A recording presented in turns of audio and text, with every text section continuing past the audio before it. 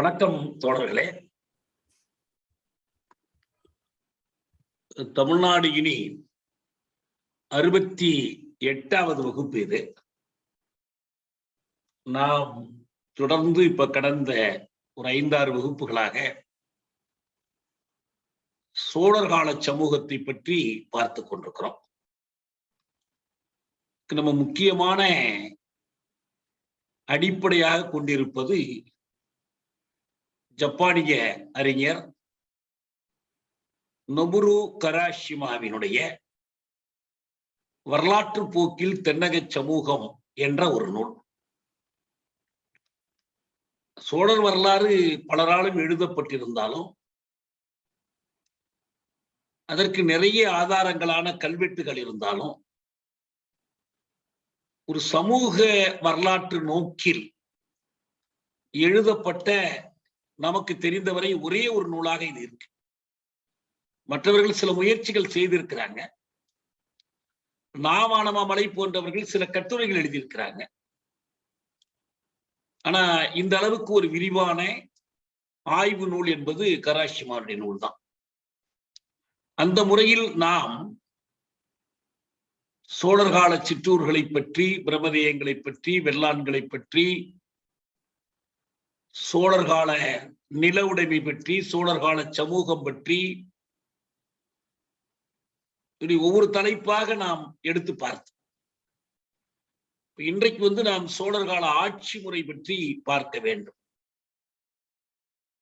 சோழர் காலம் என்று நாம் சொல்வது எல்லாமே சோழ பேரரசினுடைய காலம்.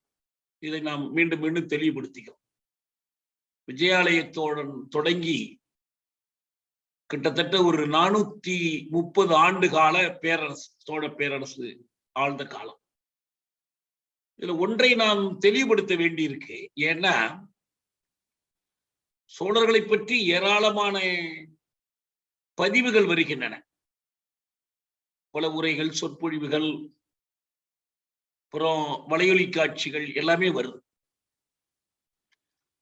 இதுல 2 விதமா இருக்கு. ஒன்று, சோழர்களை வியந்து போற்றுதல், சோழர் காலம் பொற்காலம் என்று வர்ணிப்பது, சோழர்களுடைய அயல் நாட்டு படையெடுப்புகளை எல்லாம், அவற்றுக்குரிய வீரம் மற்றதையெல்லாம் வியந்து போற்றுவது. குறிப்பாக இந்த கடற்படை வைத்திருந்தார்கள், கடற்படை வலிமை, இதை பற்றி எல்லாம். இன்னொரு பக்கம் சோழர்களை முழுக்க தீயவர்களாக, வில்லன்களாக, கொடியவர்களாக, மக்களுக்கு எதிரானவர்களாக சித்தரிக்கிற ஒரு முயற்சி. குறிப்பாக இந்த சோழர்களை பற்றிய புகழ் வாய்ந்த செய்திகளை மறுதளித்தல்.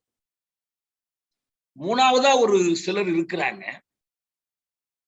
இந்த மூணாவதா வரக்கூடியவர்கள் யாருன்னா, சோழர்களை தங்களவர்கள் என்று ஜாதி பெருமை பேசக்கூடியவர்கள். இந்த மூணாவது கூட்டத்தை நம்ம இப்ப விட்டுறலாம். அவங்கள பத்தி நமக்கு இப்ப கவலை இல்லை. நம்முடைய நோக்கம் சோழர் சமூகத்தை ஆய்வு செய்தல் என்பது சோழ மன்னர்களுடைய வீரம் பற்றி, சோழ மன்னர்களுடைய சாதனைகள் பற்றி, அதிலும் குறிப்பாக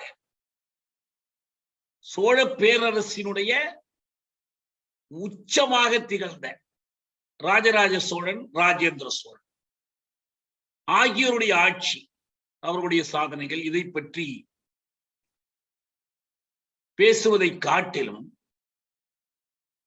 அக்காலத்திய தமிழ் சமூகத்தினுடைய வரலாறு எப்படி இருந்தது என்பதை தெரிந்து கொள்வது நம்முடைய முக்கியமான நோக்கம்.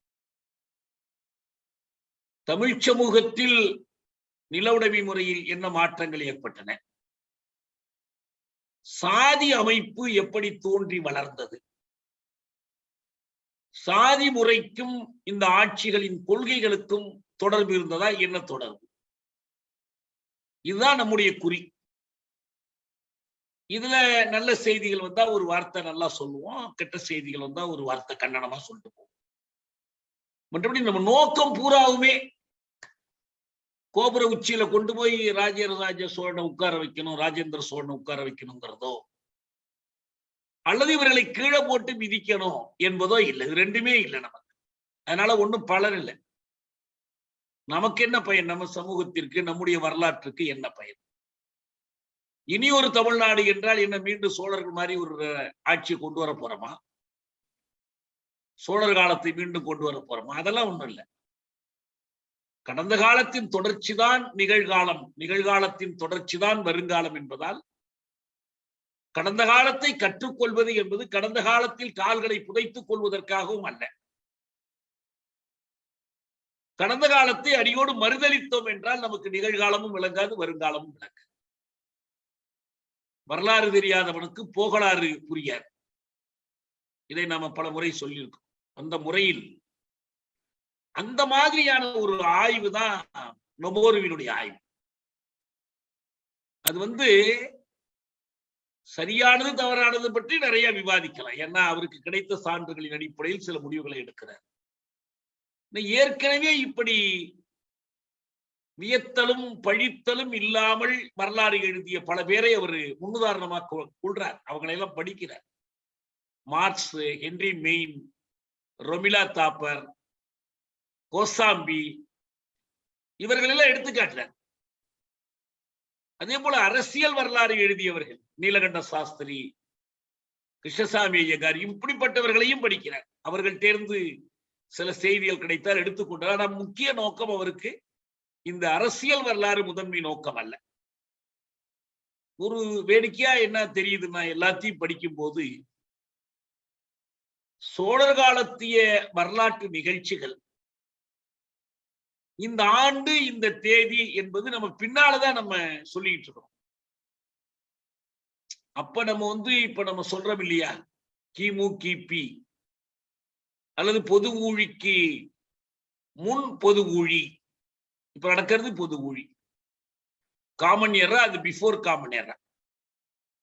அந்த மாதிரியான இதெல்லாம் அதுல இல்ல, கல்வெட்டுகள்ல இல்ல. இது 1001ஆம் ஆண்டு நடந்தது, இது 928ஆம் ஆண்டு நடந்ததெல்லாம் இல்ல. அங்க எப்படி வருதுன்னா கல்வெட்டுகள் எல்லாமே ஒரு மன்னன் அவனுடைய இத்தனாவது ஆட்சி ஆண்டில், 35வது ஆட்சி ஆண்டில், அது மாதிரி அந்த ஆட்சி ஆண்டுதான் அவங்களுக்கு கணக்கு.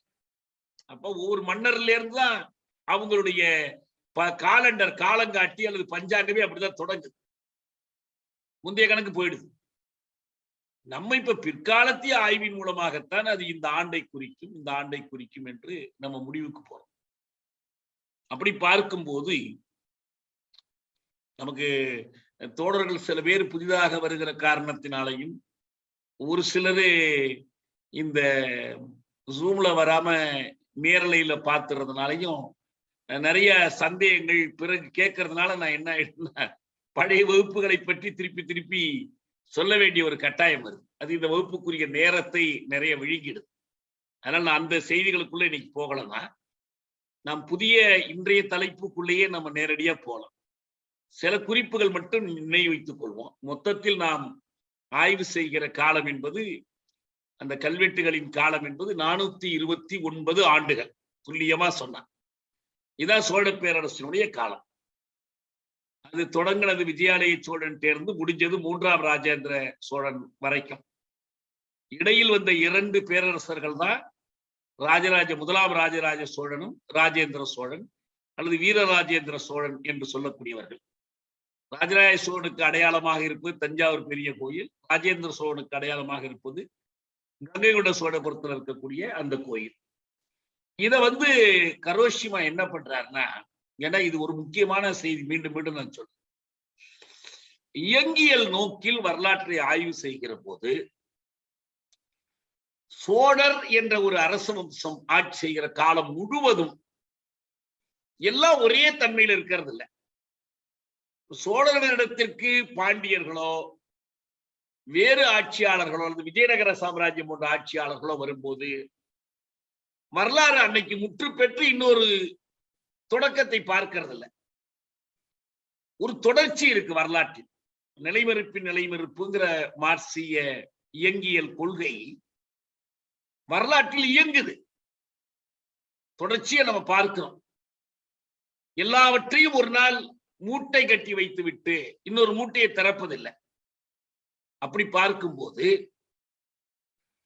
சோழராட்சிக்கு முன்னால இருந்த பல்லவர் ஆட்சி காலத்திய நிகழ்வுகள், பல்லவருக்கு முன்னால களப்பிரர் ஆட்சி கால நிகழ்வுகள் இதெல்லாம் தொடர்ச்சியா வரும். ஆனா இந்த சோழராட்சி முழுவதிலும் ஒரே மாதிரி இல்லை. 430 ஆண்டுகள் சோழ பேரரசினுடைய இந்த 430 ஆண்டுகளில் ஒரே மாதிரியான நில உடைமை முறை, ஒரே மாதிரியான ஆட்சி முறை இது இல்லை. இன்னும் சொல்ல போனால் ஒரே மாதிரியான சொல்லாட்சி கூட இல்லை. ஒரு சொல் இந்த முதல் விஜயாலயன் காலத்துல என்ன பொருள் இருந்துச்சோ அதே பொருள்ல தான் ராஜேந்திர சோழன் காலத்துல இருக்கணும், அதே பொருள்ல தான் 3ஆம் ராஜேந்திரன் காலத்துல இருக்கணும் என்ற அவசியம் இல்லை. அப்ப என்ன ஆகுது, உங்களுக்கு தொடர்ந்து வரலாறு முன்னேறி சென்று கொண்டிருக்கிறது. ஆட்சி முறையில் மாற்றம் வருது, நில உடைமை முறையில் மாற்றம் வருது, அரசு வருவாயில் மாற்றம் வருது, நில உடைமையின் தன்மைகளில் மாற்றம் வருது, சமூக குழுக்கள், நம்ம வர்க்கங்கள் வகுப்புகள் எந்த பேர்ல அழைத்தாலும் சரி, அந்த சமூக குழுக்கள் சமூக ஆற்றல்கள் அவற்றில் மாற்றம் வருது, அவற்றுக்கு இடையிலான உறவுகளில் மாற்றம் வருது. இதை கணக்கிடுவதற்காக நாம இந்த மாற்றம்னா என்ன அர்த்தம், 846ல 1 847ல 1ங்கிறது கிடையாது. அதற்கு ஒரு காலகட்டம் ஒரு காலப்பகுதி எடுத்துக்கொள்ளும். நம்ம இவர் என்ன செய்யறாருன்னா, நொபோரோ மொத்தத்தில் 4 காலகட்டங்களாக இதை பிரித்துக் கொண்டார். 4 காலகட்டங்கள் ஒரு அப்படின்னு சொல்லும் போது, இப்ப முதல்ல ஒரு விஜயாலயில இருந்து உத்தம சோழன் முடிய ஒரு 139 ஆண்டுகள், அப்புறம் 1ஆம் ராஜராஜன்ல இருந்து அதிராஜேந்திரன் முடிய இது 2வது காலகட்டம். இதுலதான் ராஜேந்திர சோழன் மற்றவங்க வந்துடுறாங்க. அது ஒரு 85 ஆண்டுகள், ரொம்ப முக்கியமான ஒரு காலம் அது, அந்த 85 ஆண்டுகள். பிறகு 1ஆம் குலோத்துங்கள்ல இருந்து 2ஆம் ராஜராஜன் முடிய அது 109 ஆண்டுகள்.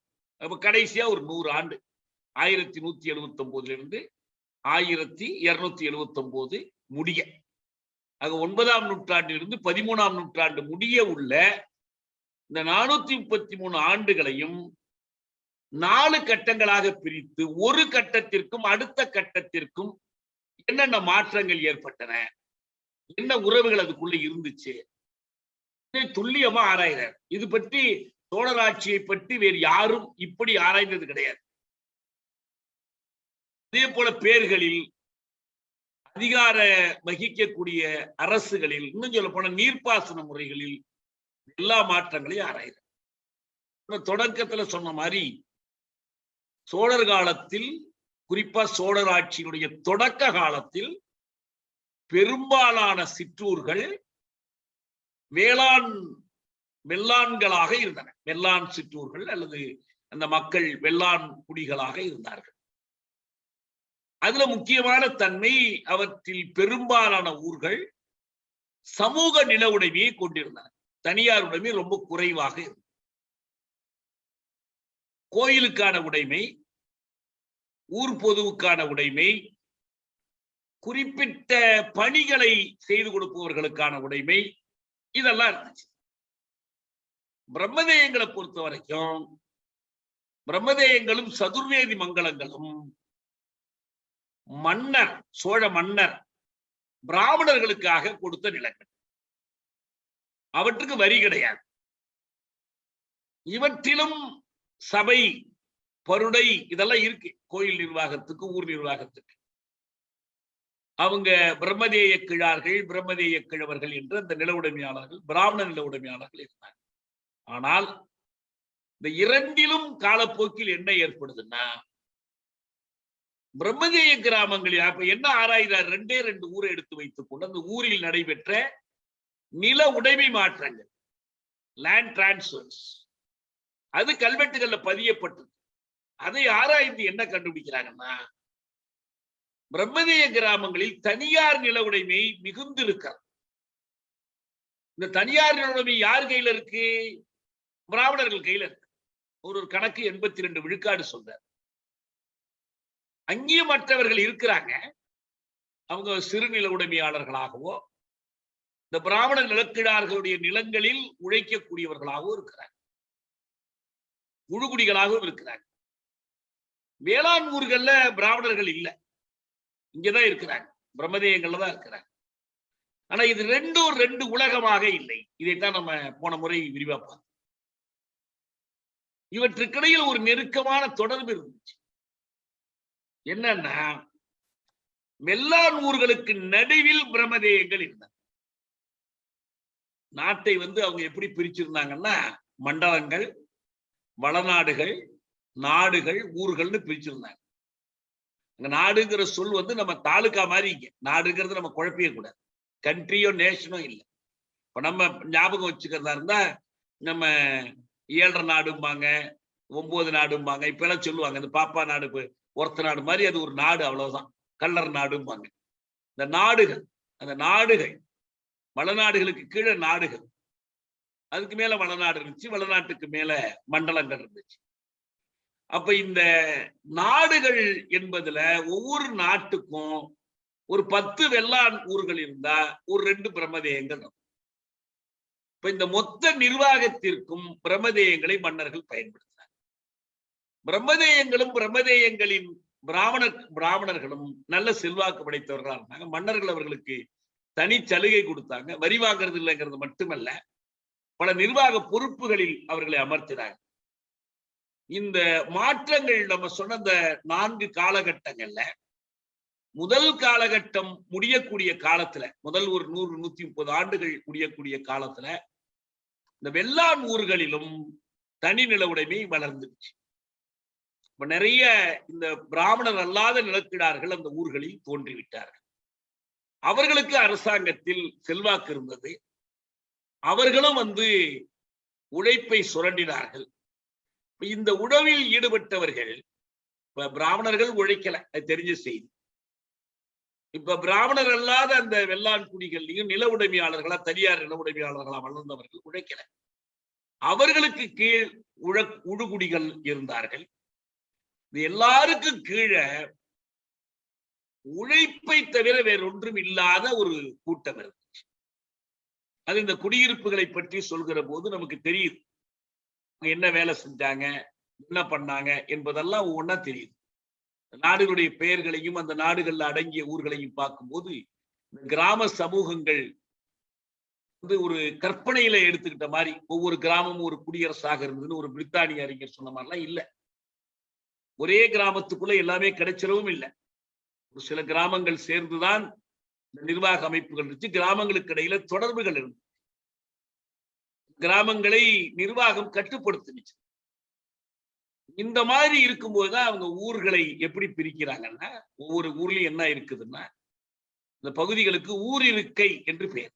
ஊர்ல போய் இருக்கிற இடம். ஊர் நத்தம், பறைச்சேரி, கம்மானச்சேரி என்று அவங்க பிரிச்சு வச்சிருந்தாங்க. அப்ப பறையர்களுக்கான தனி குடியிருப்பு பகுதி இருந்துச்சு. அவங்க அதுக்கு மேல எப்படி நடத்தப்பட்டாங்கிறது அடுத்த செய்தி. ஆனா குடியிருப்பு தனியா இருந்துச்சு. இதை தவிர சில ஊர்களில் ஈழச்சேரின்னு இருக்கு, அது கல்லிறக்குவர்கள் வாழக்கூடிய பகுதி. தீண்டாச்சேரி என்று ஒரு பகுதி இருக்கு, தீண்டத்தகாதவர்கள் வாழக்கூடிய பகுதி. தலைவாய்ச்சேரி, இந்த நீர் செல்லக்கூடிய தலைவாய்களை கட்டுப்படுத்தக்கூடியவர்கள். தளிச்சேரி என்று கோயில் குடியிருப்பாக இருக்கிற பகுதி. சேரிங்கிற ஒரு சொல் சேர்ந்து இருக்கிற இடம், அவ்வளவுதான். ஆனால் இந்த சேரிகளுக்குள் எந்தெந்த சேரிகள் எப்படி இருந்தன நல்ல வேறுபாடு. அப்ப இந்த எந்தெந்த ஊர்கள்ல பறைச்சேரிகள் இருந்தன இல்லைங்கிறத அந்த கல்வெட்டுகளை வைத்துக் கொண்டு ஆராய்ந்தார். இது வரைக்கும் தான் நம்ம போன முறை பார்த்தோம். ஆகவே இந்த பிரம்மதேய ஊர்களா இருந்தாலும் வெள்ளாண் ஊர்களாக இருந்தாலும் சாதி அமைப்பு என்பது தோன்றி வளர்ந்து கொண்டிருந்தது. அது ஏற்கனவே ஒரு உழைப்பு பிரிவினையா வேலை பிரிவினையா இருந்த இந்த சாதிகள் இப்போது தெளிவா சமூக பிரிவுகளாக மாறிக்கொண்டிருந்தன. இதுல முக்கியமான ஒரு செய்தி என்னன்னா, இந்த மன்னர்களை பற்றி எல்லாம் நிறைய அறிஞர்கள் சொல்லி இருப்பது நம்ம இந்த ஆசிய உற்பத்தி முறை பற்றி பேசும்போதும் பார்த்தோம். இந்த நீர்ப்பாசன வசதிங்கிறது ரொம்ப இன்றியமையாது. ஏன்னா சோழ நாடு சோறுடைத்துங்கிற பேரெல்லாம் எங்க இருந்து வருதுன்னா, நிறைய நெல் விளையணும், தானியங்கள் விளையணும், அதற்கு நீர்ப்பாசன வசதிகள் வேணும். நம்ம ஏற்கனவே பார்த்தோம். ஆதிச்சோழர்கள் சங்ககால சோழர்கள் காலத்திலேயே கரிகாலன் கல்லணை கட்டியாச்சு, கலுங்கு அமைச்சாச்சு, எல்லாம் பண்ணியாச்சு. இப்ப இந்த நீர்ப்பாசன வசதிகள் எந்தெந்த ஊர்களில் எப்படி இருந்துச்சுன்னு ஒன்று ஆராயிறாரு. அதுல குளம் இருந்தது, வாய்க்கால் இருந்தது. இதுல கூட இந்த சோழ நாட்டை 2 பகுதிகளா பிரித்து கொண்டாங்க. சோழ நாடு என்பது பாத்தீங்கன்னா இன்றைக்கு ஆந்திரத்தினுடைய ஒரு பகுதி வரைக்கும் இங்க தெற்கே கடல் கடந்தெல்லாம் படர்ந்துச்சு. ஆனா சோழ நாட்டினுடைய மையம் என்பது 2 தான். ஒண்ணு தஞ்சாவூர், தஞ்சாவூரை சுற்றி இருக்கிற பகுதி. 2வது கங்கை கொண்ட சோழபுரம், கங்கை கொண்ட சோழபுரத்தை சுற்றி இருக்கிற பகுதி. தஞ்சாவூர், திருச்சி, தென்னார்காட்டின் ஒரு பகுதி. அங்க தென்னார்காடு, வடார்காடு, செங்கல்பட்டு இந்த பகுதி. இது சோழ நாட்டினுடைய 2 மைய பகுதிகள். 2 மைய பகுதிகளுக்கும் இருந்த வேறுபாடு என்பது நில அமைப்பில் இருந்துச்சு, சாகுபடி முறையில் இருந்துச்சு. ஒண்ணு பெரும்பாலும் நன்செய் நிலம், இன்னொன்னு புன்செய் நிலம். நன்செய்ங்கிற பேர் அப்ப கிடையாது. அப்ப இருந்த பேர் என்னன்னா சோழர் காலத்துல நீர்நிலம் என்று பேர்.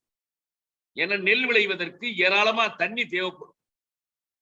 சோழர் ஆட்சியுடைய கடைசி காலத்தில் தான் நன்செய்ங்கிற பேர் வரும். இது நன்செய்யணும், அது புன்செய்யணும் பிரிக்கிறாங்க. அப்ப தஞ்சையினுடைய ஒரு குறிப்பிட்ட எண்ணிக்கையிலான ஊர்களையும் அந்த ஊர்களை சேர்ந்த கல்வெட்டுகளையும் கங்கை கொண்ட சோழபுரத்தினுடைய 7 ஊர்களையும் எடுத்துக்கொண்டு அதுல கிடைக்கக்கூடிய எல்லா கல்வெட்டுகளையும் அவங்க ஆராய்றாங்க. எந்தெந்த ஊர்களை என்ன மாதிரி நீர்நிலைகள் இருந்தன. புலத்திற்குளம் என்பது ஒரு நீர்நிலை வகை. இது உழுநிலங்களுக்கு நடுவில் இருக்கிற குளம். கழனி குளம் என்றால் நெல் பயிரிடப்பட்ட நிலத்தில் இருக்கிற குளம். ஊருணி குளம் ஊருக்கு பொதுவா அமைந்த குடிநீர் குளம். நம்ம வள்ளுவருடைய குரல்லையே ஊருணி வந்துடுச்சு இல்லையா? பேரறிவாளன் திரு என்பது எப்படின்னா அது ஊருணிக்கு நிகரானது என்று சொல்லுவார். அதே போல புனித குளம், நம்ம கோயில் குளம். இன்னைக்கு வரைக்கும் நீங்க பாத்தீங்கன்னா தஞ்சை மாவட்டத்துல போய் பாத்தீங்கன்னா ஒரு கோயிலை ஒட்டி ஒரு குளம். பெரிய அளவுல இருக்கக்கூடியது இப்ப திருவாரூர் கோயில் இருக்கு, அதுக்கு ஒரு கமலாலய குளம் இருக்குது, தெப்ப குளம் இருக்குது. அதை தவிர ஒவ்வொரு கிராமத்துல ஒரு சின்ன கோயில் இருந்தாலும் அந்த கோயிலை ஒட்டி ஒரு குளம் இருக்கு. இந்த வரிசையில நம்ம ஈர்க்கக்கூடிய ஒரு முக்கியமான பெயர் ஒன்று இருக்கு. அதுதான் பறை குளக்குழி என்று பெயர். பறையர்கள் பயன்படுத்தும் நீர்க்குட்டை என்று பொருள். இந்த பறையர்கள் பயன்படுத்தும் நீர்க்குட்டையில என்ன அர்த்தம்? மற்றவர்கள் அதுக்கு போக மாட்டாங்க, மற்றவர்கள் அதை பயன்படுத்த மாட்டாங்க. இப்ப மற்றவர்கள் இடத்தை இவங்க பயன்படுத்தக்கூடாது. அப்ப நமக்கு என்ன தெரியுதுன்னா, இப்ப அம்பேத்கர் சௌதாகுளத்துல போராடுற மாதிரி அன்னைக்கு இந்த பாகுபாடு வந்துடுச்சு. எவ்வளவு கண்டிப்பா கடைபிடிச்சாங்க இல்லைங்கிறது வேற. ஆனா இப்ப இல்ல, அந்த மாதிரி வேறுபாடே இல்ல, தீண்டாமை என்பதே கிடையாது சோழர் காலத்துல. அதெல்லாம் பின்னால விஜயநகர காலத்துலதான் வந்துச்சுன்னு சொல்றதெல்லாம் சரியில்லை. இதுல ஆதாரங்களோட கல்வெட்டு ஆதாரங்களோட கொடுக்கிறார். இந்த பெயர்கள் எல்லாம் கல்வெட்டுல இருக்கக்கூடிய ஆதாரங்கள். எப்படி கோயில் குளம் இருக்குதோ, குடிநீர் குளம் இருக்குதோ, எப்படி ஊருணி இருக்குதோ, அது போல குறிப்பிட்ட சில ஊர்களில் இந்த பறைக்குள குழி என்பது அட்டவணையிலே இருக்கு. இதை தவிர கரை என்ற சொல் அது குளக்கரையை குறிக்குது, மற்ற கரைகளை குறிக்குது. அதே போல வாய்க்கால்களை பற்றி சொல்லுகிற போது ஊர்களுக்குள் நீர் பாயக்கூடிய வாய்க்கால் ஒண்ணு, ஊடறுத்து கொண்டு வேறு பகுதிகளுக்கு, அந்த நாட்டுக்கு கீழ்நாடுன்னா நம்ம வேற நாடு இல்லை, அவங்களுக்குள்ள இருக்கக்கூடிய அடுத்த வட்டத்தில் அப்படி போகக்கூடிய வாய்க்கால்கள் என்று பிரிக்கிறாங்க. ஆறு, வாய், நீரோடு, கால் என்பது அந்த வழியை குறிக்கும்.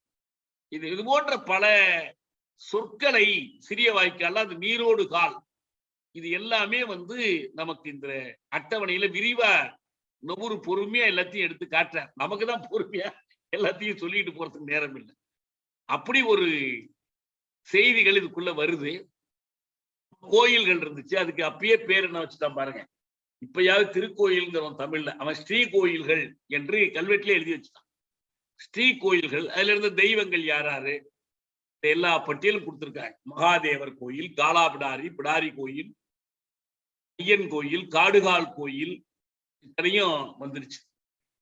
அப்ப இந்த அமைப்பு, கிராம சமூக அமைப்பு இப்படித்தான் இருந்துச்சு. இது ரொம்ப முக்கியமானது. இப்பயும் நமக்கு ஊருக்கு ஊர் இருக்கிற சிக்கல் என்பது சுடுகாட்டு பிரச்சனை. இந்த தஞ்சாவூரை சேர்ந்த 19 ஊர்கள், சோழபுரத்தை சேர்ந்த 5 ஊர்களில் ஒரு சுடுகாடோ 2 சுடுகாடோ 40 ஊர்கள்ல 24 ஊர்கள்ல மட்டும்தான் சுடுகாடு இருக்கு. அப்ப என்ன அர்த்தம்னா ஒரு ஊர்ல இருந்து இன்னொரு ஊர்ல கொண்டு போய் அடக்கம் பண்ணுவாங்கன்னு அர்த்தம். அப்ப இந்த எந்தெந்த ஊர்ல சுடுகாடு இருக்குதோ அது அதிக நிலப்பரப்புடையதாக இருக்கு. இப்ப இந்த சுடுகாடுகளுக்குள் என்ன மாதிரி சாதி பாகுபாடுகள் இருந்துச்சுன அப்படின்னு பார்த்தோம்னா, வேளாளருக்கு தனி சுடுகாடு, பறையருக்கு தனி சுடுகாடு. இது போல 8 ஊர் இருக்கு. சுடுகாடு இருந்த 24 ஊர்கள்ல 8 ஊர்கள்ல வேளாளர் சுடுகாடு தனி, பறையர் சுடுகாடு தனி. இப்ப அவங்க 2 தரப்பினரும் ஒதுங்கி வாழ்ந்தார்கள். இந்த 8 ஊர்களை இவர் வந்து தனியா குறிச்சு காட்டியிருக்காரு, ஒவ்வொரு காட்டியிருக்கிறார். பறைச்சேரி இருந்த எல்லா ஊர்களிலும் பறை சுடுகாடு இருந்ததா நமக்கு உறுதியா தெரியலங்கிறார்.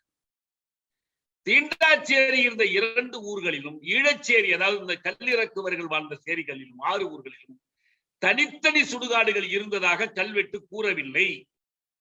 7 ஊர்களில் கம்மாளர்கள் குடியிருப்பு உள்ளதை குறித்து அரசாணையில் குறிக்கப்பட்டாலும் எந்த ஊர்களிலும் அவருக்கு தனியாக சுடுகாடு இருந்தமை இவர் எப்பயுமே வந்து ஒவ்வொரு என்ன சொல்றாருன்னா, நமக்கு கிடைத்த கல்வெட்டுகள் 1000 கல்வெட்டுகள் ஆய்வு பண்ணிருக்காங்க, 1 2 இல்ல. இதுல ஒரு சில கல்வெட்டுகள் அழிந்து போயிருக்குது. அப்படி பாடம் செய்யப்பட்ட அதிலிருந்து எடுத்து எழுதி அந்த பாடமாக நம்ம படிக்கிறதுக்கு தரப்பட்ட அந்த கல்வெட்டுகள், அதுல இருக்கிற பெரும்பான்மை முடிவுகள், அதுக்குதான் அவர் வந்து நம்ம தொடக்கத்திலே தன்னுடைய ஆய்வு முறையை பற்றி சொன்னார். புள்ளியியல் முறைன்னு சொன்னார். புள்ளியியல் முறைனா என்ன? 100 ஊர்களை ஆராய்ந்து ஒரு 80 ஊர்கள்ல இது இருக்குன்னா அதை எடுத்து காட்டுறார். 20 ஊர்ல இல்லை. இப்ப இந்த ஊர்கள் என்னென்ன ஊர்கள்ல பெரும்பான்மையா இருக்கு, என்னென்ன ஊர்கள் இல்லை, அதை வச்சு அதை வகைப்படுத்து. இதற்கான வழிமுறைகள் எல்லாம் கடைபிடித்துதான் இந்த இத கண்டுபிடிக்கிறாங்க. அது தவிர வந்து இன்னொரு ஆய்வு என்பது நிலங்கள்ல எது வரி இல்லாத நிலம், எது வரி உள்ள நிலம், இந்த மாதிரி ஆய்வு செய்யும் போதுதான் இறையிலி நிலங்களை பற்றி ரொம்ப ஆய்வு செய்யறார். இறையிலி என்பது ஒன்று பிராமணர்களுக்கு. பிராமணர்கள் வரி கட்டவே தேவையில்லை. பிரம்மதேயங்கள் சோழ மன்னர் காலத்துல அவங்க வரி கட்டவே தேவையில்லை. அடியோடு இறையிலி நிலங்கள் தான். அப்போ ஊர்ல தானியம் களம் அடிக்கிறதுக்குன்னு இடம் ஒதுக்குறாங்கன்னா அதுக்கு வரி இல்லை. தானிய களஞ்சிகளுக்காக கொட்டாகரம்னு ஒன்று ஏற்படுத்துறாங்க. கன்று மேய் நிலம், பால் நிலம், அதுக்கு இல்லை. அந்த மாதிரி சில இதெல்லாம் கொடுக்குறாங்க. ஆனா தனியார் உடைமையாக இருந்து விளைச்சல் நிலங்களாக இருந்தவற்றில் பிராமணர்களுடைய நிலங்களுக்கும் கோயில் நிலங்களுக்கும் மட்டும்தான் வரி கிடையாது. பாக்கி எல்லாவற்றுக்கும் வரி உண்டு. அது தானிய வரியாகவும் இருக்கு. சில குறிப்பிட்ட ஊர்களில் அது வந்து பொன்னா தங்கமா கொடுக்கிறாங்க. அப்படி பொன்னா கொடுக்கிறது என்பது அந்த ஊர்களில் வணிகம் நடந்தது, அது நகரமாக இருந்தது, அதெல்லாம் நகர்கள். சில ஊர்கள் அப்படி இருக்கு. இந்த மாதிரியான விவரங்கள் இந்த சமூக அமைப்பை பற்றி நமக்கு தெரிந்து கொள்ள உதவுது. நம்ம நோக்கில் முக்கியமான இந்த செய்திகள் அந்த சமூகத்தில் எப்படி பாகுபாடு உருவாயிடுச்சு என்பதே அது காட்டுது உங்களுக்கு. இந்த வரிகளுடைய அளவுகளை பற்றி எல்லாம் விரிவா சொல்லி இருக்கிறாரு. அந்த ஜெயங்கொண்ட சோழபுரம் அந்த பக்கத்துல மட்டும்தான் அந்த வரகு விளைச்சல் இருந்துச்சுங்கிறார். தஞ்சையை சுற்றி இருந்த நிலைமை எப்படி மாறுபட்டு இருந்துச்சு என்பதை எடுத்து காட்டுறார். இதுல இருந்தா நம்ம வந்து அந்த சமூக இயங்கிய முறை மற்றதை நாம் தெரிந்து கொள்ள முடியும். இந்த ஆட்சி முறை என்பதை பற்றி நம்ம இனிதான் பார்க்கணும். ஆட்சி முறைக்கு முக்கியமான அடிப்படையா இருப்பது என்னன்னா,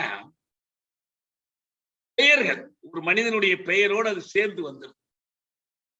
அதே போல அவங்களுடைய பதவிகள், இதுவும் அவங்க பெயர்கள் கல்வெட்டுகள்ல பொறிக்கும் போதே இவரு பொறியாளர் ஏழுமலை அப்படின்னு அவர் பெயரோட ஏழுமலை வந்துருவாங்க. இப்ப அவங்களுடைய ஊரா அந்த ஊரை சேர்த்துக்கிறாங்க.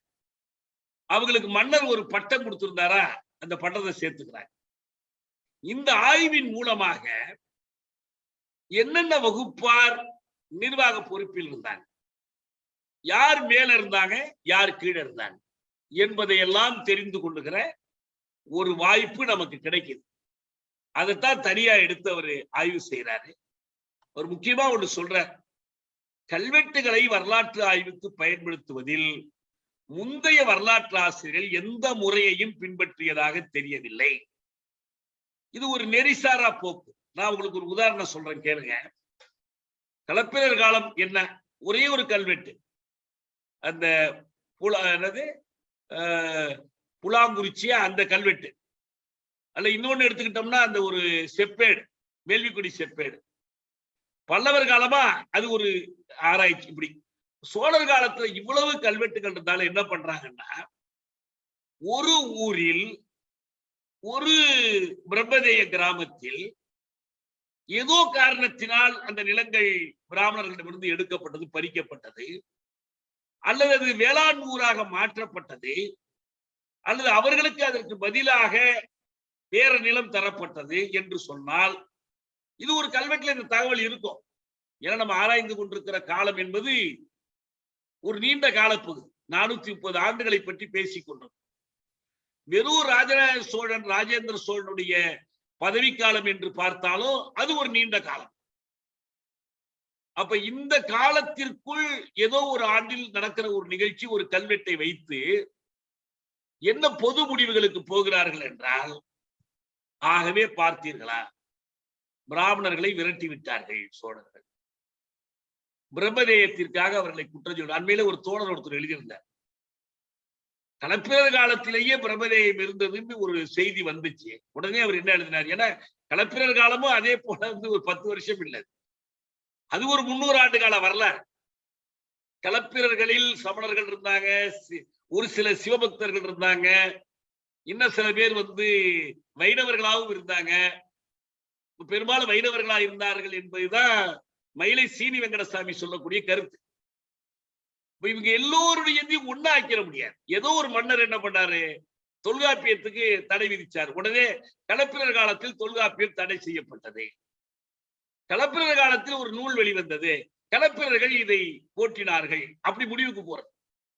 அதுபோல ஒரு சோழ மன்னன் ஒரு பிரம்மதேயத்துக்கு எதிராக நடவடிக்கை எடுத்தான்னா உடனே அதுல இருந்து என்ன முடிவுக்கு போறது, பார்த்தீர்களா இதுக்கு எப்படி பழி போறது. ஒரு தோழர் எழுதியிருந்தார், பிரம்மதேயங்கள் களப்பிரர் காலத்திலேயே தொடங்கி விட்டன என்னும் போது அதற்காக சோழ மன்னர்களை எப்படி குறை சொல்வது.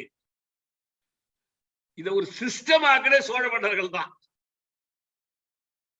களப்பிரர் காலத்திலேயோ பல்லவர் காலத்திலேயோ ஒரு ஊர் கொடுத்தாங்க, 2 ஊர் கொடுத்தாங்க, ஒரு இடத்துல கொடுத்தாங்க, கொடுக்காம இருந்தாங்க, அது வேற. ஆனால் மொத்தமா சோழ நாடு முழுவதிலும் நிலங்களை ஒவ்வொரு பகுதியிலையும் வைத்து கொடுத்து, பிரிச்சு கொடுத்து, நிர்வாகத்தின் ஒரு கூறாக அவர்களை மாற்றி, நாம சென்ற முறை நான் சொன்னேன், ஒரு பிரம்மதேய கிராமத்தில் சபையை தேர்ந்தெடுப்பது என்றால் மன்னர் தன்னுடைய பிரதிநிதியை அனுப்புறார், அவ்வளவு முக்கியத்துவம் கொடுக்கிறார். பிரம்மதேயங்கள் மன்னருடைய முக்கியமான நிர்வாகத்தின் ஒரு பகுதியா இருந்துச்சு. அவர்களை கொண்டுதான் சமூகத்தினுடைய பண்பாட்டு ஆதிக்கம் தீர்மானிக்கப்படும். வெள்ளான் ஊர்கள் அவர்களுடைய செல்வாக்கிலிருந்து விலகியெல்லாம் இருக்கல, வெள்ளான் ஊர்களும் அவங்க கட்டுப்பாட்டுல தான் இருக்கு. அப்ப அப்படி இருக்கும்போது இப்ப அதுக்கான ஆதாரங்களை அவர் கொடுக்கிறார். அந்த பட்டப்பெயர்கள் யாராருக்கு என்ன இருந்துச்சு, பிரம்மராயர்கள்ங்கிறவங்க யாரு, அதே போல பிராமணர் இல்லாதவர்கள் எல்லோரையும் சோழர்கள் ஒடுக்கிட்டாங்க எல்லாம் கிடையாது, பிராமணர் இல்லாத நிலத்தினார்கள், அவர்களுக்கு சமூகத்தில் அவர்களுக்குரிய இடம் இருந்துச்சு, அவங்களுக்கு செல்வாக்கு இருந்துச்சு. ஆனா ஒரு படி வரிசை இருந்துச்சு, யாருக்கு பிறகு யாருக்கிற படி வரிசை இருந்துச்சு. ஒரு ஊர்ல ஏதோ ஒரு வளநாட்டுல இப்படி பிராமணர்கள்ட்ட எடுத்தாங்க, பறிச்சாங்க, அதை வச்சு சோழர்களுக்கும் பிரம்மதேயத்திற்கும் சம்பந்தம் இல்லை, அப்படி இல்லை இங்க. ஆனா நொபுரு என்ன பண்றாருன்னா, ஒரு ஊர்ல நடந்துச்சு 2 ஊர்ல நடந்துச்சுன்னு பார்க்கல, இந்த கல்வெட்டுகளை வைத்துக் கொண்டு தனக்கு கிடைத்த உதாரணமாக பயன்படக்கூடிய எத்தனை ஊர்களை முடியுமோ அத்தனை ஊர்களை எடுத்துக்கொண்டு அந்த நில உடைமை மாற்றத்தை ஆய்வு செய்யறாரு. அப்புறம் அங்கிருந்த சாகுபடி முறை இதை பத்தி ஆய்வு செய்யறாரு. எதுக்கு வரி விதிக்கப்பட்டது, எதுக்கு வரி விதிக்கலைங்கிறத ஆய்வு செய்யறாரு. பிரம்மதேயத்துல யாரா இருந்தாலும், சதுர்வேதி மங்கலமா இருந்தாலும், பிரம்மதேயமா இருந்தாலும், பிராமணர்களுக்கு கொடுக்கப்பட்ட நிலத்துக்கு வரியே கிடையாது, கோயிலுக்கு வரி கிடையாது. ஆனா வெள்ளாண்குடிகளுக்கு வரி உண்டு, இது பொது உண்மை. இது ஏதோ ஒரு ஊர்ல எடுக்கிற நடவடிக்கை என்பது மொத்தமா பிரம்மதேயத்துக்கு எதிராக அவர்களை நிறுத்தினார். இன்னொரு கதை அடிக்கடி சொல்லப்படும், பிரம்மதேயங்கள் ஏற்கனவே இருந்துச்சு, சோழர்கள் வர்றதுக்கு முந்தையே இருந்துச்சு. சோழர்கள் அதை ஓரளவு கட்டுப்படுத்திட்டாங்க. பிராமணர்களை ஒரு கட்டுக்குள் கொண்டு வந்தாங்க. இருக்கிறத அவங்களால ஒண்ணும் செய்ய முடியாது இல்லையா, அடியோடு நீக்க முடியாது இல்லையா அப்படின்னு ஒரு வாதம். அதுல குறிப்பா ராஜேந்திர சோழனை பற்றி சொல்றாங்க. அவருக்கு முன்பே இருந்துச்சு. ஆதித்தனை பார்ப்பனர்கள் தான் கொண்டுட்டாங்க. பின்னால கண்டுபிடிக்கப்பட்டுச்சு. அவங்கள ஊரை விட்டு வெளியேற்றினாரு. நான் கூட ஏற்கனவே சொல்லும் போது சொன்னேன், இந்த உண்மையை கல்வெட்டை கண்டுபிடித்தவர் ஒரு பேர் மறந்துட்டேன். அவரு நம் காலத்திய ஒருவர், ஒரு ஆய்வறிஞர். பெரியார் அவர்கள் சிதம்பரம் போகும்போது அவர் போய் பார்த்தே பாராட்டினார்னு சொல்லி ஒரு செய்தி சொல்லப்படுது. பழைய வகுப்புல சொல்லியிருக்கு. இதை வச்சு மொத்தமா ஒரு முடிவுக்கு போயிடுறாரு. இப்ப காந்தலூர்ல இவர்கள் எல்லாம் சூழ்ச்சி பண்ணாங்க. அவளை முறியடிக்கத்தான் இவர் படையெடுத்து போனார். அதெல்லாம் முக்கியம் இல்லை. இதுல ஒரு உதாரணம் உங்களுக்கு சொல்றேன். நம்ம காலத்துல இந்த இவன் இருக்காரு, கர்நாடகத்தில இருந்து ஓடி போயிட்டானே இந்த சாராய கடைக்காரன், சாராய கம்பெனிக்காரன் பேர் என்னங்க, விஜய மல்லையா. மல்லையா ஓடி போய் லண்டன்ல உட்கார்ந்துருக்கான். மோடிக்கு ரொம்ப நண்பர்கள் இந்த வைர வியாபாரிகள். பஞ்சாப் நேஷனல் பேங்க்ல நிறைய மோசடி பண்ணவங்க, கடன் வாங்கிட்டு கொடுக்கல. அவங்க மோடிக்கு நண்பர்கள். ஒரு பெண்ண சோக்ஷியா சாட்சி என்னமோ ஒரு பேர் வரும். ரெண்டு செய்தியை எதிர்கால வரலாற்றில் படிக்கிறவன் என்ன பண்றது, மோடி ஆட்சியில் வரி வசூல் கடுமையாக நடைபெற்றது, கருப்பு பணக்காரர்கள் எல்லாம் நாட்டை விட்டே ஓடிவிட்டார்கள் என்று முடிவுக்கு வர முடியுமா? அவன் எங்க ஓடி போயிட்டா, அவனை பத்திரமா வெளியில அனுப்பி இருக்கிறாங்க இல்லையா? இப்ப நம்ம இது இருச்ச போபால் வாயு விபத்து காரணமா இருந்த இந்த நிறுவனத்தினுடைய முதலாளிய ராஜீவ் காந்தி பத்திரமா நாட்டை விட்டு வெளியே போக சொன்னார், அனுப்பி விட்டார் இல்லையா? அவர் வெளியில போயிட்டார். வாரனா என்னமோ ஒரு பேர் அவனுக்கு. இப்ப இதை வச்சுன்னு ஒரு முடிவுக்கு போக முடியாது. நம்ம முக்கியமா என்ன பார்க்கிறோம்னா, அவங்க காலத்திய வரி கொள்கை என்ன, பொருளியல் கொள்கை என்ன நடவடிக்கை இருந்துச்சு, ஆட்சியில் யார் வளர்ந்தார்கள், யார் அழிந்தார்கள், எது பெருகியது, எது குறைந்தது, அப்படி பார்க்கணும். சோழர் காலத்தில் பிரம்மதேயங்கள் வளர்ந்தன. பிரம்மதேயங்களுடைய ஆதிக்கம் கூடியது. பிரம்மதேயங்களை மையப்படுத்திதான் நாட்டினுடைய நிலச்சாகுபடியும் நில வரி வசூலும் சமூகத்தின் மீதான கட்டுப்பாடுகளும் செலுத்தப்பட்டன.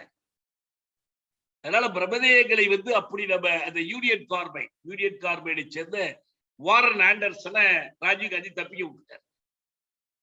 அதை எப்படி பின்னால விளக்கம் கொடுக்கலாம்? தப்பிச்சு ஓடி போயிட்டா, இங்க இருந்தா ராஜீவ் காந்தி நடவடிக்கை எடுத்துருவாரு, ஜெயில பிடிச்சு வச்சுருவாரு, தப்பிச்சு போயிட்டா என்று அதையே அவர் சாதனை ஆக்கிடலாம். அவர் மூலமா தான் இது நடந்துச்சு. அது போல மோடியினுடைய சாதனை ஆக்குற மாதிரிதான் இந்த ஊர்ல வெளியேற்றினார், இந்த ஊர்ல கட்டுப்படுது. இன்னைக்கு இதெல்லாம் கேள்வியே இல்லை. ஒரு ஊர்ல நடந்தாரு, ஒரு வளநாட்டில நடந்தாரு என்பதெல்லாம் இல்லை. மொத்தத்தில் கணக்கு தெளிவா கொடுக்கிறார் நம்ம இத்தனை ஊர்கள், இத்தனை கல்வெட்டுகள் அதில் ஆராய்வது. ஆனா அவர் ரொம்ப எச்சரிக்கையா ஒரு புறஞ்சார் கண்ணோட்டத்தோடு இவ்வளவு சொன்னாலும் பொது முடிவுகளுக்கு செல்வதற்கு இன்னும் ஆய்வுகள் தேவைப்படுகின்றன என்று சொல்லியிருந்தார். அது அவருடைய தன்னடக்கத்தை காட்டு.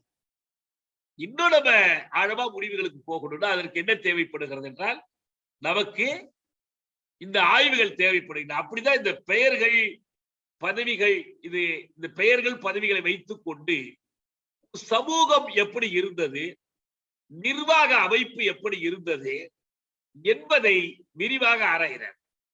ஆராய்ச்சிக்கு அவர் பயன்படுத்தக்கூடிய ஒரு முறை புள்ளியியல் முறை என்பதற்கு ஆள் பெயர்களை வைத்துக் கொண்டு நடத்தக்கூடிய முறைக்கு ஜப்பானை சேர்ந்த டோக்கியோ ஆசிய ஆப்பிரிக்க மொழிகள் பண்பாட்டு ஆய்வு நிறுவனத்தில் இந்த ஆய்வு 73 75 அவர் செஞ்சிருக்கிறார். அதுல அந்த பெயர்கள் பட்ட பதவி நிலைகளை தொகுத்து அவங்க என்ன பண்றாங்க என்று சொன்னா, இந்த ஒரு ஹோல் ஷார்ட் கார்ட்ஸ் பேர், இந்த ஆய்வு பணியில் ஈடுபட்டிருக்கிற பல பேருக்கு தெரியும், அட்டைகளை பயன்படுத்தி கொண்டு தொகுக்கிறது. இப்ப நாங்க என்ன செய்வோம்னா, மூலதனம் மொழிபெயர்த்து கொண்டிருந்த போது அதுல இந்த பொருள் அட்டவணை, பெயர் அட்டவணை, நூல் அட்டவணை என்று ஆயிரக்கணக்காக வரும். இது ஆங்கிலத்தில் இருக்கு. இதை நம்ம தமிழாக்கம் பண்றோம். தமிழாக்கம் பண்ணா பத்தாது. அதை அகரவரிசைப்படுத்தணும். எப்படி நீங்க நோட் புக்ல எழுதி எழுதி எழுதி அடிச்சு இதை மேல தூக்கி போட்டு இதை கீழே தூக்கி போட்டு எத்தனை ஆண்டுகள் ஆக முடியாது, லேசில முடியாது. அப்ப என்ன பண்ணுவோம்னா சரியான சம அளவுள்ள அட்டைகளை வெட்டி வைத்துக் கொள்வோம். அந்த அட்டைகளில் ஒரு பக்கத்தில் இந்த ஆங்கிலத்தை இன்னொரு பக்கத்தில் தமிழ்ல எழுதி கொள்வோம். இதற்கு பிறகு இந்த அட்டைகளை கலைத்தா போதும், நீங்க அடிச்சு எழுத வேண்டியது. அட்டையை பார்த்து பார்த்து இந்த மாதிரி ஆடா வர்ற அட்டையெல்லாம் இந்த ஒரு குவியல், ஆ வர்றதெல்லாம் இப்படி, ஈ வர்றதெல்லாம் ஒரு பக்கம். பிறகு என்ன பண்றது, ஆவுக்கு ரெண்டாவது எழுத்து என்ன வருது, வந்தா அது முதல்ல வரும், வந்தா அடுத்து வரும், வந்தா அடுத்து வரும். இப்படி ஒண்ணு பின்னால ஒண்ணா ஒரு டிக்ஷனரி மாதிரி ஒரு பெட்டி வச்சு அந்த பெட்டியில கலையாமல் அடிக்கிறது. இது அட்டைகளை எனக்கு கிருஷ்ணா கத்து கொடுத்தார். இத போல இன்னும் வளர்ந்த நிலையில் என்ன பண்றாங்கன்னா இந்த அட்டைகளில் துளைகள் இடுறது. அந்த துளைகளுக்கு கீழே என்ன பார்த்தீங்கன்னா ஒரு குறிப்பிட்ட ஆண்டு பேர் இருக்குன்னா அந்த ஆண்டு பேரு ஒவ்வொரு தடவை எழுத வேண்டியல, துளை வழியா அது தெரியும். அப்புறம் இன்னொரு துளை என்ன பண்ணும், நம்ம இந்த 4 காலங்கள் பிரித்தோம் இல்லையா, முதல் காலம், 2ஆம் காலம், 3ஆம் காலம், அந்த நம்பரை போட்டுருவாங்க. இதை வச்சு தெளிவா பிரிச்சிருவாங்க. இதையெல்லாம் பிரிக்கிறத விட இன்னைக்கு இது இந்த வேலையை பூரா எது செய்து, கணினி செய்து. நீங்க கணினியில கொடுத்தீங்கன்னா சுலபமா இந்த மாற்றத்தை பண்ணிடலாம். இதை இவருக்கு உதவியா அந்த பல்கலைக்கழகத்துல டோக்கியோல இந்த கணினி பணியில உதவி இதை பூரா சார்ட் அவுட் பண்ணிட்டாங்க. இப்போ ஒரு உதாரணம் சொல்ற பாருங்க, பிரம்மராயன் ஒரு பட்ட பேர். பிரம்மராயன்கிற பட்ட பேரு எந்தெந்த ஆண்டுகளில் வருகிறது, எந்தெந்த பகுதிகளில் வருகிறது, இது முதல்ல எவ்வளவு வருது, எத்தனை சதவீதம் வருது, கடைசியில எத்தனை விழுக்காடு வருது. அப்ப பிரம்மராயர்கள் அதிகரித்தார்களா குறைந்தார்களா, இந்த மாதிரி வரிசையா இத பூராவையும் பட்டியலிடுறாங்க. அந்த ஆய்வின் மூலமாக அவர் வந்த சில முடிவுகளை மட்டும் நான் இங்க சொல்றேன். நீங்க புத்தகம் உங்கள்கிட்ட இருக்கிறதுனால விரும்புறவங்க அதை உள்ள போய் பார்க்கலாம். பொறுமையா பார்த்தோம்னா இதை எடுத்து பார்க்கிறேன். ஏன்னா நான் முதலே சொன்ன மாதிரி சோழராட்சியுடைய 2 மண்டலங்கள் என்பவை, ஒன்னு சோழ மண்டலம், இன்னொன்னு ஜெயங்கொண்ட சோழ மண்டலம். நம்ம முந்தைய சொன்ன மாதிரி தஞ்சாவூர், திருச்சிராப்பள்ளி, தென்னார்காடு, அது செங்கல்பட்டு, வடார்காடு, சித்தூர், நெல்லூர், இந்த 2 பகுதிகளில் இருந்து 3543 கல்வெட்டுகளை அடிப்படை சான்றுகளாக பயன்படுத்தி இருக்கிறார். இந்த கல்வெட்டுகள்ல இருக்கிற பெயர்கள் கிட்டத்தட்ட 10,000 பேர், 9,590 பெயர்களை எடுத்துக்கிறாங்க.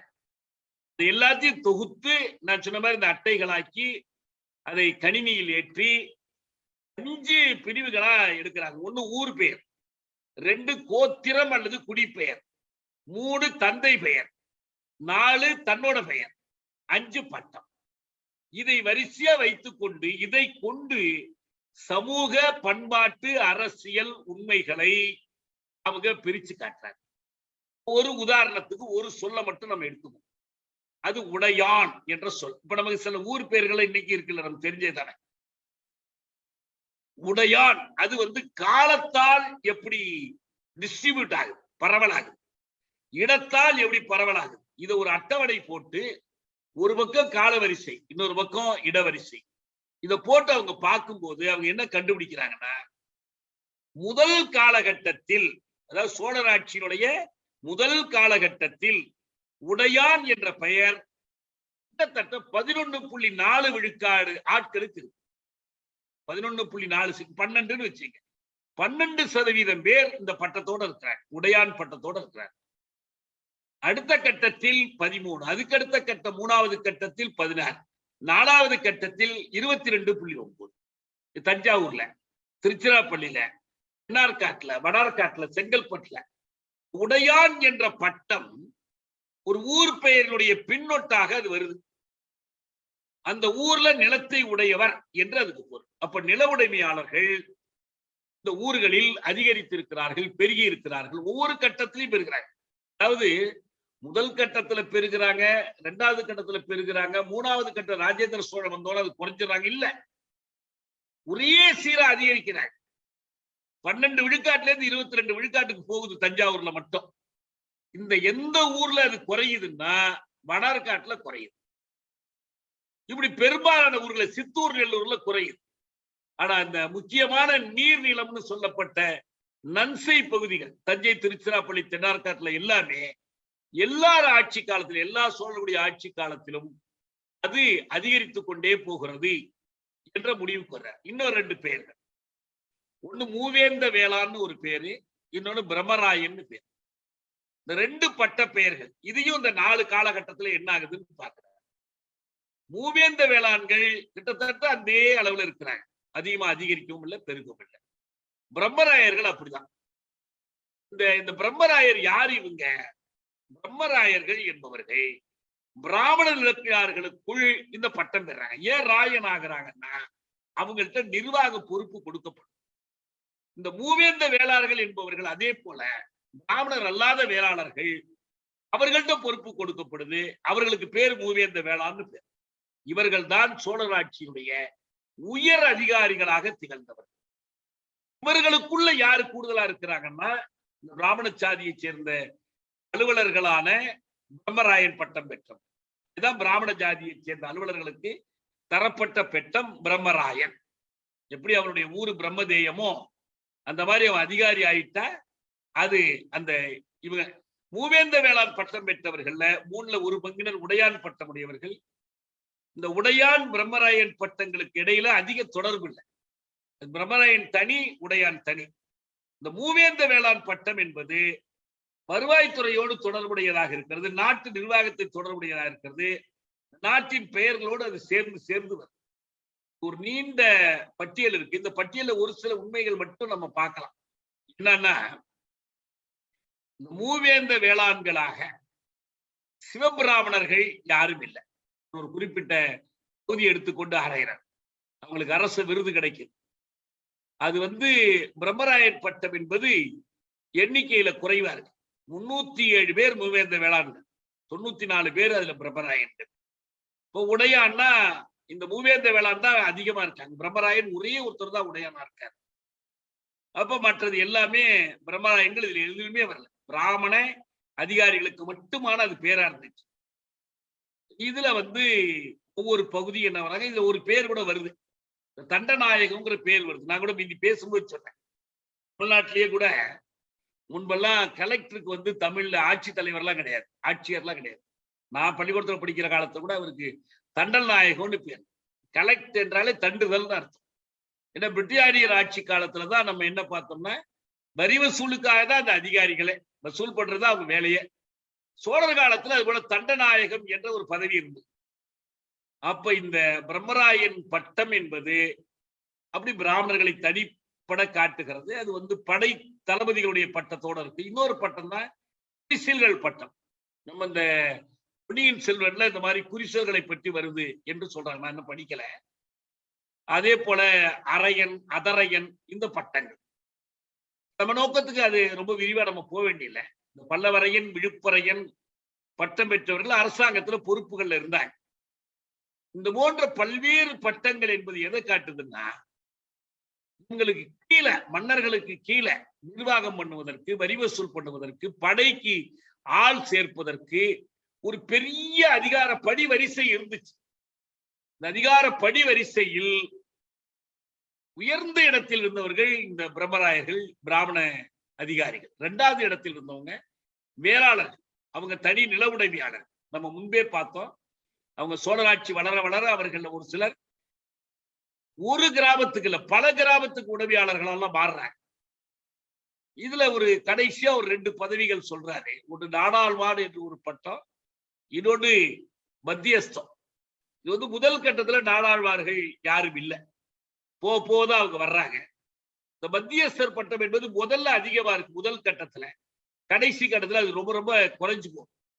என்ன பண்றாங்கன்னா, வட்டார தலைவர்களா இருக்கிறாங்க சில இடங்கள்ல. மத்தியஸ்தர நடுவர்னு அர்த்தம். இப்ப நம்ம மேஜிஸ்ட்ரேட்டே நடுவர் தானே சொல்றோம். நம்ம கலெக்டருக்கே பேரு எக்ஸிக்யூட்டிவ் மேஜிஸ்ட்ரேட் தானே. எக்ஸிக்யூட்டிவ் மேஜிஸ்ட்ரேட் கோர்ட்ல இருக்கிறவரு ஜுடிஷியல் மேஜிஸ்ட்ரேட். இந்த நடுவருங்கிறத வச்சு அப்படி நம்ம பொருள் எடுத்துக்க முடியாது. இப்ப ஊர்மன்றத்தினுடைய செயலர், பதிவாளர், பல்வேறு பொறுப்புகள்ல இவங்க இருக்கிறாங்க. நாடாழ்வானுடைய சொல்வழக்கு அதிகரிக்குது, மத்தியஸ்தர் சொல்வழக்கு குறையுதுங்கிறது சமூக அமைப்பில் ஏற்பட்ட மாற்றத்தை குறிக்கிறது. கிராம நிர்வாகங்கள் வட்டார தலைவர்களுடைய ஆதிக்கத்துக்கு வந்துச்சு, ஒரு வகையான நிலமானிய முறை எழத் தொடங்கியது என்று இதுக்கு அவர் விளக்கம் கொடுக்கிறாரு. இதை நாம வந்து இந்த ஆட்சி முறை பற்றிய இதா வச்சுக்கணும். இதுல கடைசியா இந்த சொற்கள் ஆய்வில் ரொம்ப முக்கியமான ஒன்று வருவாய் சொற்கள் பற்றி ஆய்வு. இதுலதான் ரொம்பவே திகைத்து போகிறார். ஏன்னா அவ்வளவு சொற்கள் புழக்கத்தில் இருந்திருக்கு. நீலகண்ட சாஸ்திரியார் 1955 எழுதினார். வரிகள் கட்டடங்களை பற்றி விளக்கும் கல்வெட்டுகளின் மொழி அமைப்பு இப்போதைக்கு முழுமையாகவோ ஏற்புடையதாகவோ விளக்கம் சொல்ல முடியாத அளவில் உள்ளது. இவற்றிலிருந்து சில தற்காலிக ஊகங்கள் அளிப்பதை தவிர வேறொன்றும் இயலாது. இப்படிப்பட்ட ஊகங்கள் பிற்காலத்தில் நடத்தப்படும் ஆய்வில் நிறுவப்பட வேண்டும் அல்லது மாற்றப்பட வேண்டும். இதான் வந்து அவ்வளவு பெரிய வரலாற்று அறிஞர் சோழர் வரலாறு எழுதிய நீலகண்ட சாஸ்திரியாரே இந்த கல்வெட்டுகளுடைய மொழி அமைப்பு புலப்படல, புரியல, விளங்கல, பின்னாலதான் இதையெல்லாம் முடிவு பண்ண முடியும், இப்ப இந்த முடிவு எடுக்க முடியாதுன்னு சொல்றாரு. நொபோரு ஏற்றுக்கொண்டார். வருவாய் சொற்களை புரிந்து கொள்ள இயலவில்லை, முக்கியத்துவ இடைத்தொடர்களை தெரிந்து கொள்ளவில்லை, இருந்தாலும் அவர் அதை விட தயாராக என்ன சொல்றாருன்னா, இந்த குழப்பத்திற்கு காரணமாய் இருந்தது இந்த கல்வெட்டுகள் முழு பாடத்தோடு வெளியிடப்படாமல் இருப்பதுதான். முழு பாடத்தோடு வெளியிடப்பட்ட கல்வெட்டுகளை மட்டும் நான் எடுத்துக்கொண்டு ஆய்வு செய்யறேன். அந்த ஆய்வுக்கு நிலப்பரப்பு எல்லை வரையறுக்கப்படும். சோழர் ஆட்சி வந்து அதனுடைய உச்ச நிலையில வடக்கே கோதாவரி வரைக்கும் தெற்கே குமரி வரைக்கும் பரவி இருந்தாலும் இந்த சோழ மண்டலம், ஜெயங்கொண்ட சோழ மண்டலம், இந்த 2 பெரும் நிலப்பகுதிகளை மட்டும் எடுத்துக்கொண்டு அவற்றுடைய கல்வெட்டுகளை நாம் ஆய்ந்து பார்த்தால் இந்த சிறு தகவல்களை வைத்து கூட நாம் சில முடிவுகளுக்கு செல்ல முடியும். அதுல முக்கியமான ஒன்று இந்த நிலங்களை, நில வருவாய், அரசுக்கு நிலத்திலிருந்து கிடைக்கிற வருவாய் என்பதை ஆராய்கிற போது 2 வகையான வரிகள், கட்டணங்கள் இருக்கின்றன. ஒன்று விதிக்கப்பட்ட வரிகள், 2 விலக்கப்பட்ட வரி. எந்த வரி விதிக்கப்பட்டது, என்ன மாதிரியான நிலங்களுக்கு என்ன மாதிரி விதிக்கப்பட்டது, எதுக்கு விலக்கப்பட்டது, நீ வரி கொடுக்க வேண்டாம் என்று வரி விலக்கு கொடுத்தது எது, அதை வைத்துக் கொண்டு சமூக அமைப்பை, சமூக ஒழுங்கை நாம் கண்டுபிடிக்க முடியும் அப்படின்னு சொல்ற. இதுல வந்து இந்த 2 பகுதிக்கும் பொதுவான சொற்கள் 7 சொற்கள். அந்தராயம், எச்சோறு, கடமை, குடிமை, முட்டையாள், தட்டார்பட்டம், வெட்டி. இதான் வந்து இந்த 2 பகுதிக்கு, அதாவது ஜெயங்கொண்ட சோழபுரத்துக்கும் தஞ்சாவூருக்கும் பொதுவா இருக்கக்கூடிய 7 சொற்கள் இருக்கு. மற்றபடி ஊருக்கு ஊர் வெவ்வேறு சொல், இங்க ஒரு சொல் அங்க ஒரு சொல் என்று வழங்கு. என்ன மொத்தத்தில் ஒரு முடிவுக்கு என்ன வர முடியுதுன்னா, இந்த எச்சோறு, வெட்டி எல்லாம் வந்து சோழர்களுடைய வருவாய் சொற்களா மட்டும் இல்ல, பாண்டியர்களுக்கும் இருந்துச்சு. இந்த சொற்கள் சமூகத்தில் என்ன மாதிரியான நிலைமைகள் இருந்துச்சு என்பதை காட்டு. உதாரணமா வெட்டி. வெட்டி என்பது நான் ஏற்கனவே தெலங்கானா போராட்டம் பற்றிய வரலாற்றில் நான் படிச்சிருக்கேன். அங்க வந்து உங்களுக்கு நிஜாம் ஆட்சி காலத்திலேயும் சரி, அதற்கு பிறகும் பெருமளவில் இருந்த ஒரு கொடிய உழைப்பு சுரண்டல் வந்து வெட்டிங்கிறது. வெட்டி என்றால் எந்த சம்பளமும் கிடையாது, கட்டாய வேலை செய்யணும்.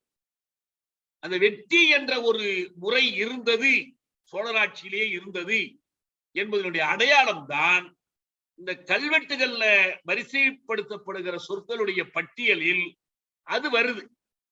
அப்ப இந்த தொடக்கநிலை கண்டுபிடிப்புகள் இறுதி முடிவுகளை எடுக்கவில்லை என்றாலும் நமக்கு வந்து இந்த சோழர் சமூக அமைப்பை பற்றி புரிந்து கொள்வதற்கு ஒரு தொடக்கமாக அமையும் என்று நொபோரு சொல்றார். அந்த பெயர்களை மட்டும் நான் வேகமா படிக்கிறேன். அவங்க ரொம்ப பெருவழக்கு சொற்களை மட்டும்தான் சேர்க்கிறேன், எல்லா சொற்களையும் சேர்க்கல.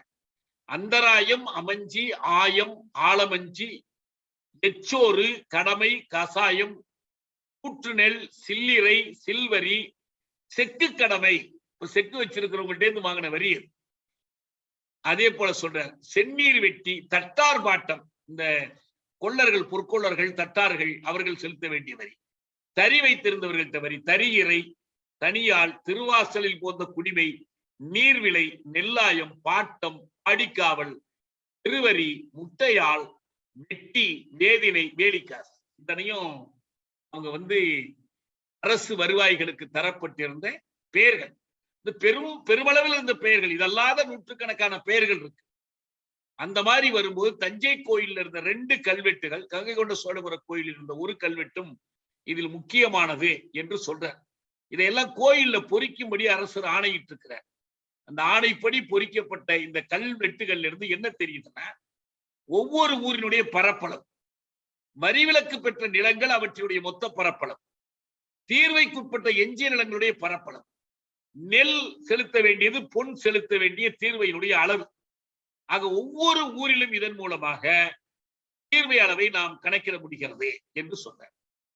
அதுல ஒன்று, ஒரு வேலிக்கு 100 களம். எங்க இந்த நெல்லு தீர்வையா விதிக்கப்பட்ட ஊர்கள்ல 95 களத்துல 100 களம் வரைக்கும் பல விதமா இருக்கு. நமக்கு அந்த பகுதியில சேர்ந்த தோழர்களுக்கு தெரியும் ஒரு களம்னா எவ்வளவு இருக்கும் அப்படிங்கிறது. ஒரு வேலிக்கு 100 களம் அரசுக்கு நீங்க கொடுத்துடணும். ஒரே ஒரு ஊர்ல 75 களம். பொண்ணுன்னா எவ்வளவு? ஒரு வேலிக்கு 5321 கழஞ்சி. இந்த கழஞ்சினா ஏதோ ஒரு தங்க நாணயம் நினைக்கிறேன், எனக்கு துல்லியமா தெரியல. இப்போ உள்ள பவுனுக்கு 9991 கிட்டத்தட்ட 10,000 கழஞ்சி வரை அவங்கள்ட்ட வாங்கி இருக்கிறாங்க. இரண்டாவது செய்தி, நிலவரி விதிக்கும் போது 2 வகையா பிரிக்கிறார். ஒன்று ஒரு பூ, இன்னொன்னு இரு பூ. பூன்னா என்ன தெரியும்ல? போகம். ஒரு போகம், ஒரு போகம்னா இப்பயும் உண்டு நமக்கு. சம்பா மட்டும் விளையுதுன்னா அது ஒரு போகம். இரு போகம்னா தாளடியும், இது மன்னிக்கணும், குருவையும் தாளடியும் விளைந்தால் அது இரு போகம். தாளடிங்கிறது முதல்ல அவங்க குறுகிய கால பயிர். அதை அறுத்து அந்த நிலத்தில் இருக்கக்கூடிய தாள், அதை உழுது அந்த தாள் அடியில் அடுத்த சாகுபடி பண்றதுனால அதுக்கு பேரே தாளடியில். இந்த 2 இருந்துச்சுன்னா அது இருபோக நிலம். இது ஊர்களை பொறுத்து மாறுபடுகிறது. இந்த தஞ்சை இந்த பகுதியில சோழ மண்டலத்தை பொறுத்த வரைக்கும் இருபோக நிலங்களுக்கு ஒரு வகை வரி. இந்த நீர்நிலம்னு சொல்லக்கூடிய இருபூ நிலம் என்றால் நீர்நிலம், அது வேலி ஒன்றுக்கு எவ்வளவுங்கிறது இந்த கணக்கெல்லாம் கொடுத்திருக்கிறாங்க. இந்த கணக்குகள் ரொம்ப சிக்கலானது என்றாலும் ஒரு சுருக்கமா சொன்னா, வரி தீர்வைக்குட்பட்ட நிலங்களின் தன்மையும் விளைச்சல் திறனும் இடத்துக்கிடம் வேறுபட்டன. இந்த நிலத்தின் தன்மை விளைச்சல் ஆகிய இரண்டுமே கணக்கில் எடுத்துக் கொள்ளப்பட்டன. இதெல்லாம் கணக்கில் எடுத்துக் கொள்றான் வரி விதிக்கிறது. சோழபுரத்தின் 4 பகுதியில் காணப்படும் மாறுபாடான வரி விகிதங்களுக்கு இது காரணம். எல்லா ஊர்லயும் ஒரே மாதிரி இல்ல. நிலம் இருந்தா இவ்வளவு வரி கொடுக்கணும் அப்படின்னு இல்லை. நிலம் எப்படி தண்ணி கிடைக்குதா, அது நீர் நிலமா இல்லையா, புன்சையா, அங்க ஒரு போகமா 2 போகமா, இதை பொறுத்தெல்லாம் அவங்க இது பண்றாங்க. இதுல இந்த எச்சோறுன்னு ஒண்ணு பார்த்தோம். இந்த பேரே பாருங்க, அதாவது ஊழியர்களுக்கு அரிசி கொடுக்கறது, அதுக்கு பேர் தான் எச்சோர். இலவச அரிசி திட்டம் மாதிரி. அந்த எச்சோர் ஊழியர்களுக்கு அரிசி கொடுப்பது என்பது அந்த பகுதிகளுடைய பொருளாதார முன்னேற்றத்துக்கு ஒரு அடையாளமா கருதப்படுது. தஞ்சாவூர், திருச்சி, நன்சை பகுதிகளில் தான் இந்த முதன்மையான பொருளாதார மாற்றங்கள் சோழர் காலத்தில் நிகழ்ந்தன என்பதற்கு, அதே போல நாட்டு மன்றங்களுக்காக வசூலிக்கப்படுகிற வரி, இந்த வரிகள், இது எல்லாமே சேர்ந்து நமக்கு ஒரு இந்த அட்டவணையில கல்வெட்டுகள் இருந்து தயாரிக்கப்பட்ட இந்த சொல் தொகை 4 பகுதிகளா நம்ம பிரிக்கிறார். நிலம், சமூகம், வேளாண்மை, வருவாய். காலமுறைப்படி இந்த 4 காலங்களுக்கும், சோழராட்சியினுடைய 4 காலகட்டங்களுக்கும் இவற்றை வரிசைப்படுத்தி அவர் அட்டவணைப்படுத்தி இருக்கிறார். இப்ப நீர்ப்பாசனம், நிலம் திருத்தல், உழுகுடி, பயிர், இந்த தலைப்பின் கீழ் இந்த பிரிவுகள் எல்லாமே கொடுக்கப்பட்டிருக்கு. மொத்தம் எவ்வளவு சொற்கள் தெரியுங்களா? 1000 சொற்கள். 10 தடவைக்கு மேல வர்ற சொல் 71. காலமுறைப்படி இதை எல்லாத்தையும் தொகுத்து கொடுத்திருக்காரு இந்த அட்டவணையில. ஆர்வம் உள்ளவர்கள் போய் படிக்கலாம். நல்ல சுவாரஸ்யமான செய்திகள் தான். ஆய்வு நோக்கமுள்ள சுவையான செய்திகள், மற்றவங்களுக்கு அடுப்பு தட்டும். இப்ப காவிரி கழிமுக பகுதி நிலவிய வேளாண் தன்மைகளை எல்லாம் இதன் மூலம் வெளிப்படுத்த முடிகிறது. அந்த சோழர் கட்டுகளில் அடிக்கடி காணப்படுகிற ஒரு சொல் வாய்க்கால் என்ற சொல். சோழர் காலத்தில் நிலவிய வளர்ச்சி அடைந்த நீர்ப்பாசன முறை. நான் நிறைய ஊர்கள் அதை பார்த்ததில்லை. சோழ மண்டலத்துலதான் இந்த வாய்க்கால் சொல் அதிகமா இருக்கும். அப்ப நிலத்தை என்னென்னலாம் பண்ணலாம்? இப்ப நம்ம தெரியும், நம்ம ஊர்கள்ல பரம்படிக்கிறது, அண்டை வெட்டுறது, இது மாதிரி உண்டு. அப்ப என்ன இருந்திருக்கு? நிலவகை, நிலம் திருத்தல். அதுல மயக்குதல், மயக்கல், மயக்கி, திருத்தி, இதெல்லாம் உழவு தொழிலுக்கான பெயர்களா அன்னைக்கு இருந்திருக்கு. நன்சை என்பது பிற்காலத்தில் வந்துச்சு. அதே போல இந்த தேவதானம் என்ற சொல்லுக்கு பதில் திருநாமத்து காணி என்ற சொல்லை பூத்தி இருக்கிறாங்க. இப்ப சபையார் பிரம்மதேயம் என்பதுதான் ரொம்ப அதிக எண்ணிக்கையில, இதான் நமக்கு முக்கியமான விவரம். சோழர் காலத்தில் அதிக எண்ணிக்கையில் காணப்படும் இரு சொற்கள் சபையார், பிரம்மதேயம். சபையார்னா யாரு? பிரம்மதேயங்கள்ல இருக்கக்கூடிய பிராமண நிலக்கிழார்களுடைய சபைக்கு தான் சபை என்று பெயர். அதே போல பிரம்மதேயம் இது சோழர் கால கல்வெட்டுகள்ல மீண்டும் மீண்டும் இடம்பெறக்கூடிய பெயர். இப்ப பிராமண நிலக்கிழாரின் தோற்றம் இவர் தெளிவா ஒரு முடிவுக்கு வர்றாரு. நொபரு முடிவுக்கு வர்றாரு. சோழர் காலத்தில் பயிர் செய்யப்பட்ட பரந்த நிலப்பரப்பை சேர்த்து தஞ்சாவூர் மாவட்டத்தில் அதிக அளவு பிராமண குடியிருப்புகள் உண்டாக்கப்பட்டதற்கான சான்றுகள் தெரிகின்றன. பிராமண குடியிருப்புகளை சோழர்கள் அதிகமாக ஏற்படுத்திய தஞ்சாவூர் மாவட்டத்தில் இந்த பிராமண நிலக்கிழார்களின் தோற்றம் சோழர் காலத்திலிருந்து தொடங்குகிறது. சோழர் காலத்துக்கு முன்பு இந்த அளவுக்கு பிராமண நிலக்கிழார்கள் தோற்றுவிக்கப்பட்டது தோன்றல. இப்ப பிரம்மதேயங்கள் இப்படி ஒரு பரவலான ஒரு அமைப்பாக, ஒரு சிஸ்டம், ஒரு அமைப்பா, அதுக்குள்ள ஒரு வலைப்பின்னலாக, ஆட்சிக்கு அடிப்படையாக, ஆட்சியினுடைய பொருளியலுக்கும் அரசியலுக்கும் அடிப்படையாக பிரம்மதேயங்களை உருவாக்கினார்கள்னு இந்த கிடைத்திருக்கக்கூடிய எல்லா விவரங்களின் அடிப்படையிலும் அக்காலத்திய கல்வெட்டுகள், அவற்றினுடைய சொற்களின் ஆய்வு, வருவாய் முறைகளின் ஆய்வு, சோழர் ஆட்சியில் அவற்றில் ஏற்பட்ட படிநிலை மாற்றங்கள் எல்லாவற்றையும் வைத்து நம்ம ஒரு கராசியமா ஒரு முடிவு போறார். இது பின்னாலே பாண்டியர் காலத்திய சொற்கள் ஒப்பிடுறது நம்ம அடுத்து நம்ம பார்க்கலாம். நம்ம அதுல இருந்து மற்றவர்களுடைய ஆட்சி காலத்தில் இது எப்படி மாறியது, சோழர் காலத்திய இந்த நில உடைமை இன்னைக்கு நம்ம எடுத்துக்கொண்ட இந்த சோழர் ஆட்சி முறை என்ற தலைப்பின் கீழ் இந்த செய்திகளோடு நான் நிறைவு செய்கிறேன்.